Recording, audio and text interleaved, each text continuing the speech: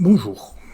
Alors hier je vous ai montré comment créer des masques vectoriels pour remplacer dans certains cas un masque de pixels. Dans certains cas, hein, bien sûr, il est clair qu'un masque vectoriel ne pourra jamais remplacer par exemple un masque de luminosité, hein, mais dans certains cas ça peut aider. Et bien aujourd'hui je vais vous montrer comment on peut faire dans certains cas encore plus simple. Sur cette photo de nuit, d'heure bleue, je voudrais rajouter un coucher de soleil, là derrière ces constructions, et puis le reflet. euh, en utilisant une couleur. Alors, plutôt que d'utiliser un calque de couleur unie, je vais encore utiliser un tracé vectoriel, mais cette fois, je ne vais pas l'utiliser en tracé, je vais l'utiliser en forme. Et là, je vais tracer comme hier une ellipse, mais ça peut être n'importe quelle forme.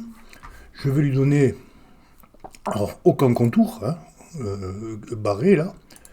Et en couleur, on va prendre, ben tiens, ce orange, il est très joli. Ça fait un peu couché de soleil. Ça se voit pas encore comme ça, mais ça le fait.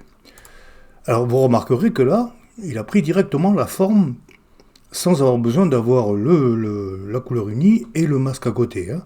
Là, j'ai directement la forme qui est comme ça.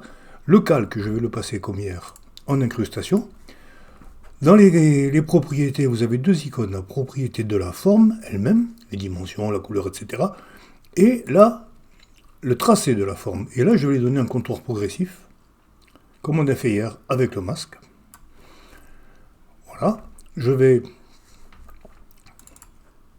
jouer avec les styles de calque et les comparaisons sur gris pour n'éclairer que le ciel à l'arrière-plan, comme ceci.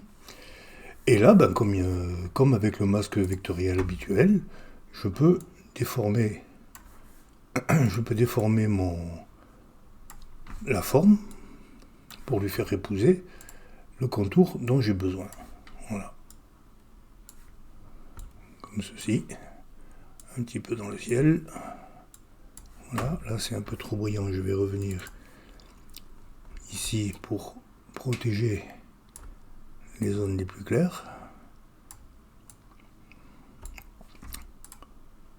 Voilà. Avant, après. Avec un calque qui ne pèse que quelques octets dans le fichier final.